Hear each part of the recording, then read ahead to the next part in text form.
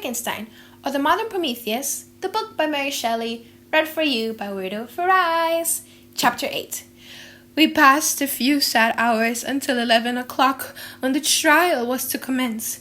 My father and the rest of the family being obliged to attend as witnesses, I accompanied them to the court.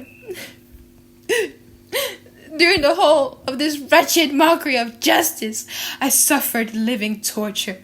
It was to be decided whether the result of my curiosity and lawless devices could cause the death of two of my fellow beings. One a smiling babe full of innocence and joy, and the other far more dreadfully murdered, with every aggravation of infamy that could make the murder memorable in horror. Justine also was a girl of merit, and possessed qualities which promised to render her life happy. And now all was to be obliterated in an ignominious grave, and I the cause. 1,000 times rather would I have confessed myself guilty of the crime ascribed to Justine, but I was absent when it was committed, and such a declaration would have been considered as the ravings of a madman, and would not have exculpated her who suffered through me. The appearance of Justine was calm. She was dressed in mourning, and her countenance, always engaging, was rendered by the solemnity of her feelings exquisitely beautiful. Yet she appeared confident in innocence, and did not tremble, although gazed on and execrated by thousands, for all the kindness which her beauty might otherwise have excited was obliterated in the minds of the spectators by the imagination of the enormity she was supposed to have committed. She was tranquil, yet her tranquillity was evidently constrained, and as her confusion had before been adduced as a proof of her guilt, she worked up her mind to an appearance of courage. When she entered the court, she threw her eyes round it, and quickly discovered where we were seated. A tear seemed to dim her eye when she saw us, but she quickly recovered herself, and the look of sorrowful affection seemed to attest her utter guiltlessness. The trial began, and after the advocates against her had stated the charge, several witnesses were called. Several strange facts combined against her, which might have staggered anyone who had not such proof of her innocence as I had. She had been out the whole of the night on which the murder had been committed, and towards morning had been perceived by a market woman not far from the spot where the body of the murdered child had been afterwards found. The woman asked her what she did there, but she looked very strangely, and only returned a confused and unintelligible answer. She returned to the house about 8 o'clock, and when one inquired where she had been the night, she replied that she had been looking for the child, and demanded earnestly if anything had been heard concerning him. When shown the body, she fell into violent hysterics and kept her bed for several days. The picture was then produced which the servant had found in her pocket, and when Elizabeth, in a faltering voice, proved that it was the same which, an hour before the child had been missed, she had placed around his neck, a murmur of horror and indignation filled the court. Justine was called on for her defense. As the trial had proceeded, her countenance had altered. Surprise, horror, and misery were strongly expressed. Sometimes she struggled with her tears, but when she was desired to plead, she collected her powers and spoke in an audible, loud, variable voice. "God knows," she said, "how entirely I am innocent, but I do not pretend that my protestations should acquit me. I rest my innocence on a plain and simple explanation of the facts which have been adduced against me, and I hope the character I have always borne will incline my judges to a favorable interpretation where any circumstance appears doubtful or suspicious." She then related that, by the permission of Elizabeth, she had passed the evening of the night on which the murder had been committed at the house of an aunt at Shen, a village situated about a league from Geneva. On her return, at about 9 o'clock, she met a man who asked her if she had seen anything of the child who was lost. She was alarmed by this account, and passed several hours in looking for him. When the gates of Geneva were shut, and she was forced to remain several hours of the night in a barn belonging to a cottage, being unwilling to call up the inhabitants, to whom she was well known. Most of the night she spent here watching. Towards morning, she believed that she slept for a few minutes. Some steps disturbed her, and she awoke, and it was dawn. and she quitted her asylum, that she might again endeavor to find my brother. If she had gone near the spot where his body lay, it was without her knowledge. That she had been bewildered when questioned by the market woman was not surprising, since she had passed a sleepless night, and the fate of poor William was just uncertain. Concerning the picture, she could give no account. I know, continued the unhappy victim, how heavily and fatally this one circumstance weighs against me, but I have no power of explaining it. And when I have expressed my utter ignorance, I am only left to conjecture concerning the probabilities by which it might have been placed in my pocket. But here also I am checked. I believed that I have no enemy on earth, and none surely would have been so wicked as to destroy my wantonly. Did the murderer place it there? I know of no opportunity afforded him for so doing, or, if I had, why should he have stolen the jewel, to part with it again so soon? I commit my cause to the justice of my judges, yet I see no room for hope. I beg permission to have a few witnesses examined concerning my character, and if their testimony shall not outweigh my supposed guilt, I must be condemned, although I would pledge my salvation on my innocence. Several witnesses were called who had known her for many years, and they spoke well of her. But fear and hatred of the crime of which they supposed her guilty rendered them timorous and unwilling to come forward. Elizabeth saw this last resource, her excellent dispositions and irreproachable conduct, about to fail the accused, when, although violently agitated, she desired permission to address the court. I am, said she, the cousin of the unhappy child who was murdered, or rather his sister, for I was educated by and have lived with his parents ever since, and even long before his birth. It may therefore be judged indecent in me to come forward on this occasion. But when I see a fellow creature about to perish through the cowardice of her pretended friends, I wish to be allowed to speak, that I may say what I know of her character. I am well acquainted with the accused. I have lived in the same house with her, at one time for 5, and at another for nearly 2 years. During all that period, she appeared to me the most amiable and benevolent of all human creatures. She nursed Madame Frankenstein, my aunt, in her last illness with the greatest affection and care, and afterwards attended her own mother during a tedious illness in a manner that excited the admiration of all who knew her, after which she again lived in my uncle's house, where she was beloved by all the family. She was warmly attached to the child who is now dead, and acted towards him like a most affectionate mother. For my own part, I do not hesitate to say that, notwithstanding all the evidence produced against her, I believe and rely on her perfect innocence.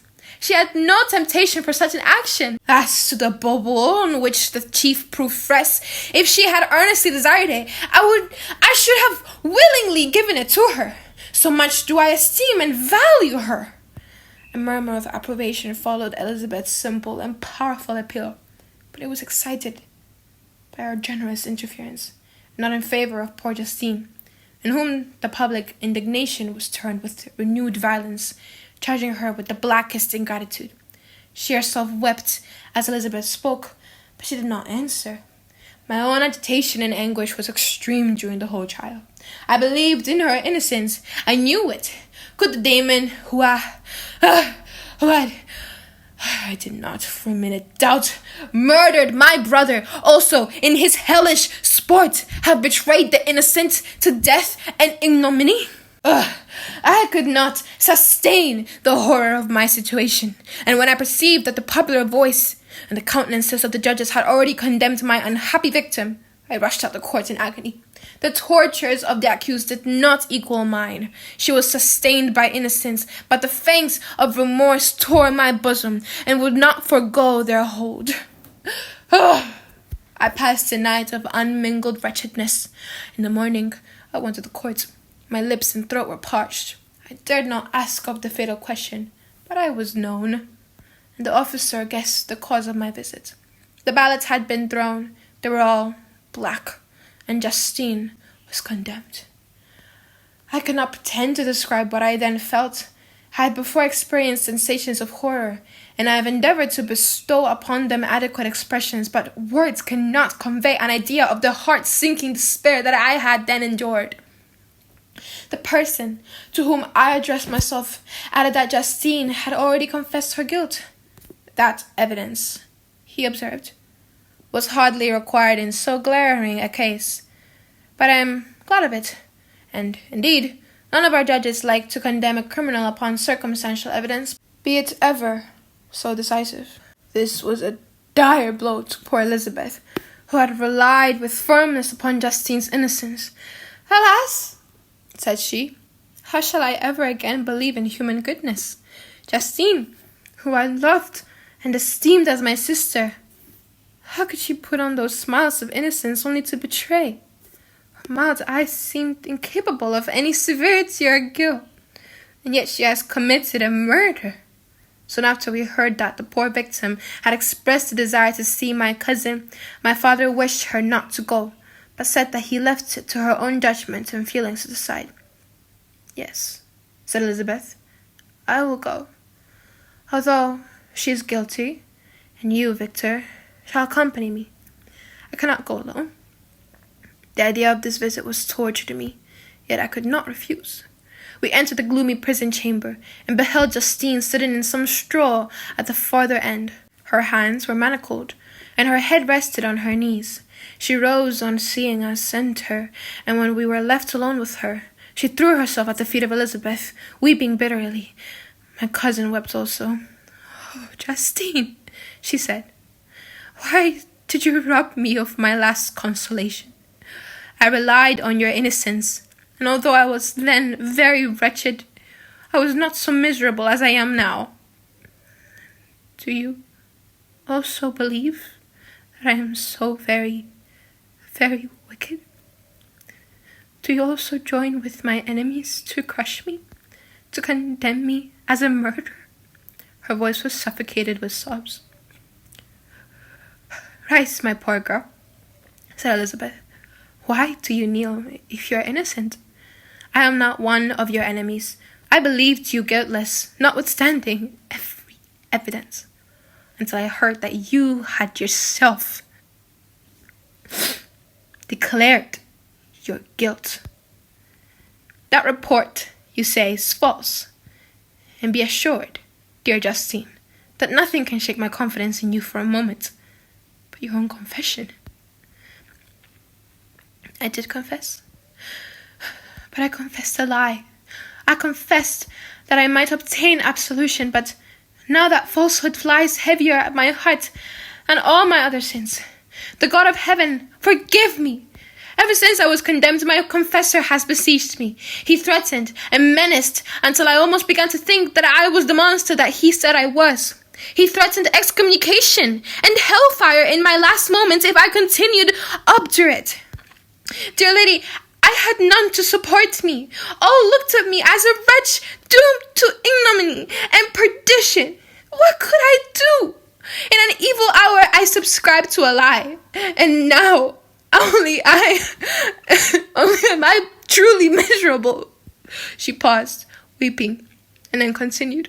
I thought with horror, my sweet lady, that you should believe your Justine, whom your blessed aunt had so highly honored, and whom you loved, was a creature capable of a crime which none but the devil himself could have perpetrated. Dear William, dearest blessed child, I soon shall see you again in heaven, where we shall all be happy, and that consoles me, going as I am to suffer ignominy and death. Oh, Justine, forgive me for having for one moment distrusted you. Why did you confess? But do not mourn, dear girl. Do not fear. I will proclaim. I will prove your innocence. I will melt the stony hearts of your enemies by my tears and prayers. You shall not die.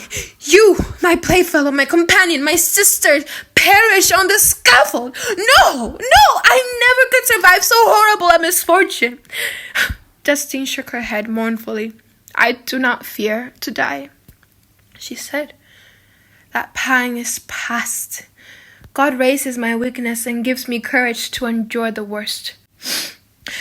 I leave a sad and bitter world. If you remember me and think of me as of one unjustly condemned, I am resigned to the fate awaiting me. Learn from me, dear lady, to submit in patience to the will of heaven. During this conversation, I had retired to a corner of the prison room where I could conceal the horrid anguish that possessed me. Despair! Who dared talk of that? The poor victim, who on the morrow was to pass the awful boundary between life and death, felt not, as I did, such deep and bitter agony. I gnashed my teeth and ground them together, uttering a groan that came from my inmost soul. And Justine started. When she saw who it was, she approached me and said, "Dear sir, you're very kind to visit me. I hope, do not believe that I am guilty." I could not answer. "No, Justine," said Elizabeth.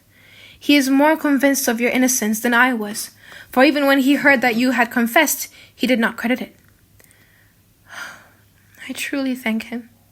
In these last moments, I feel the sincerest gratitude towards those who think of me in kindness. How sweet is the affection of others to such a wretch as I am! It removes more than half of my misfortune, and I feel as if I could die in peace now that my innocence is acknowledged by you, dear lady, and your cousin. Thus the poor sufferer tried to comfort others and herself. She indeed gained the resignation she desired, but I, the true murderer, felt the never-dying worm alive in my bosom, which allowed of no hope or consolation. Elizabeth also wept and was unhappy, but hers also was the misery of innocence, which like a cloud that passes over the fair moon, for a while hides but cannot tarnish its brightness. Anguish and despair had penetrated into the core of my heart. I bore a hell within me which nothing could extinguish. We stayed several hours with Justine, and it was with great difficulty that Elizabeth could tear herself away.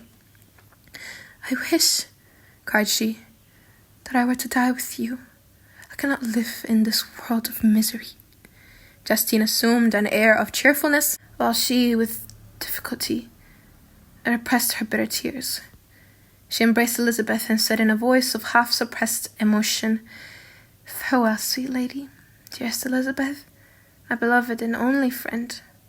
May heaven, its bounty, bless and preserve you. May this be the last misfortune that you will ever suffer. Live and be happy, and make others so." And on the morrow, Justine died. Elizabeth's heart-rending eloquence failed to move the judges from their settled conviction in the criminality of the saintly sufferer. My passionate and indignant appeals were lost upon them, and when I received their cold answers and heard the harsh, unfeeling reasoning of these men, my purposed avowal died away on my lips. Thus I might proclaim myself a madman, but not revoke the sentence passed upon my wretched victim. She perished on the scaffold as a murderess. From the tortures of my own heart, I turned to contemplate the deep and voiceless grief of my Elizabeth. This also was my doing, and my father's woe, and the desolation of the late so smiling home, all was the work of my thrice accursed hands. Ye weep, unhappy ones, but these are not your last years. Again shall you raise the funeral wail, and the sounds of your lamentations shall again and again be heard. Frankenstein, your son, your kinsman, your early much-loved friend, he who would spend each vital drop of blood for your sakes, who has no thought nor sense of joy except as it is mirrored also in your dear countenances, who would fill the air with blessings and spend his life in serving you. He bids you weep, to shed countless tears, happy beyond his hopes. If thus exorable fate be satisfied, and if the destruction paused before the peace of the grave have succeeded to your sad torment,